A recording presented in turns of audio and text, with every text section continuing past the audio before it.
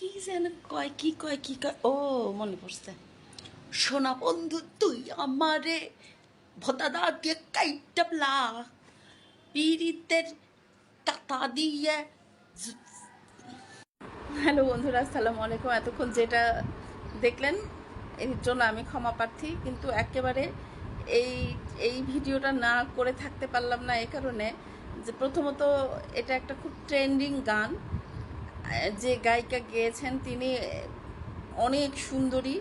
হ্যাঁ, তো উনি এই গানটার প্রতিটা ওয়ার্ড বুঝতে আমার অনেক সময় লাগছে।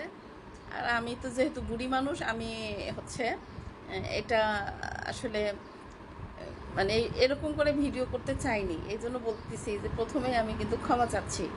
কিন্তু আমার আফসোস লাগতেছে যে আমাদের এটা কোন প্রজন্ম কোন দিকে যাচ্ছে। যদিও আমি একদিকে আমি জানি না আমার এই ভিডিওগুলো যারা দেখবেন তাদের মধ্যে এখন তো আবার অনেকে আছে সিনিয়র জুনিয়র এসবও মানে না, কমেন্টস করার সময় এমনভাবে কমেন্টস করে মনে হয় যে সে আমার হচ্ছে সমবয়সী। হ্যাঁ, কমেন্টস করার সময় কমেন্টসের ভাষা দিয়েও কিন্তু আমার বংশের পরিচয়, আমি কোন ফ্যামিলি থেকে উঠে আসছি এটা কমেন্টস করেও বোঝানো যায়।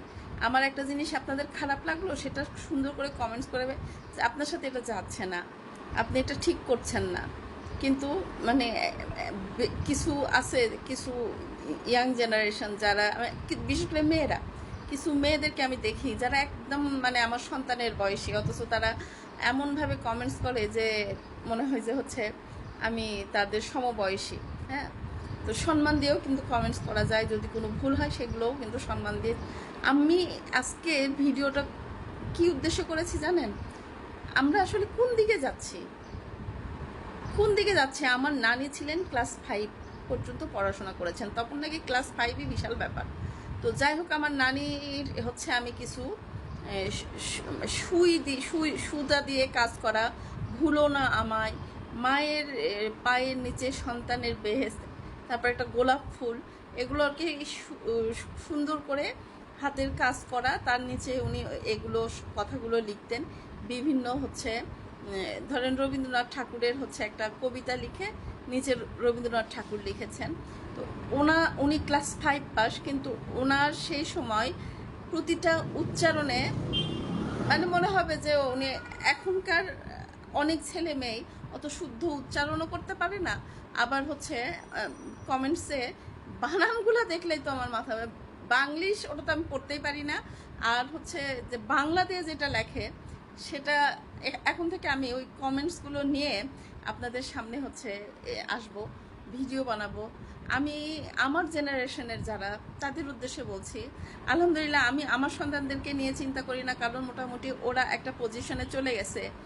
আর যারা হচ্ছে নতুন মানে সন্তানদেরকে স্কুলে নিয়ে যাচ্ছেন বা সামনে সন্তান কলেজে ভর্তি হবে, আমি আপনাদেরকে বলবো যে আপনারা প্রচুর সময় দেন, এখন বাচ্চাদের পিছনে প্রচুর সময় দেন, প্রচুর সময় দেন বাচ্চাদেরকে হচ্ছে।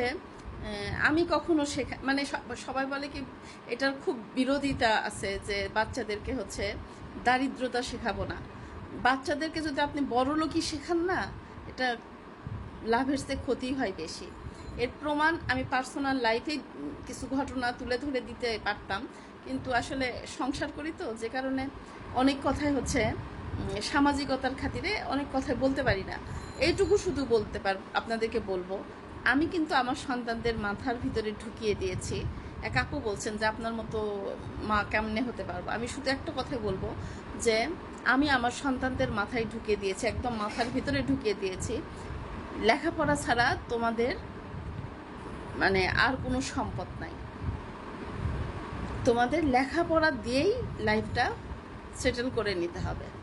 আর আপনি যদি সন্তানদের বুঝতে দেন তুই লেখাপড়া কর আর না কর, তোর জন্য আছে অনেক কিছু রাখছি, তো সমস্যা কি, তখনই এই যে এই মেয়েটা যে গানটা গাইছে না, এই গানের মতো অদ্ভুত টাইপের গান আপনার বাচ্চারা গাইবে, লিপসিং করবে, নাচবে।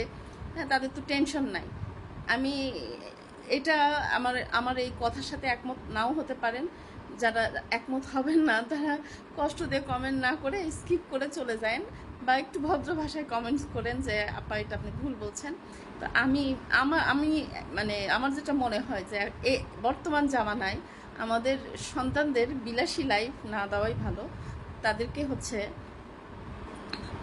অভাব না, তাদেরকে মাথার মধ্যে যে একটা কথাই বলবো, তাদের মাথার মধ্যে ঢুকিয়ে দেওয়া যে তোমার জন্য আমি কিচ্ছু রাখিনি, তোমার জন্য যা রেখেছি সেটা হচ্ছে তোমাকে আমি পড়াশোনা করাবো, পড়াশোনা তোমার লাইফ সেটেল করতে যা করা দরকার সেটা করব, কিন্তু হচ্ছে কোনো জায়গা জমি ফ্ল্যাট গাড়ি এগুলো রাখবো না।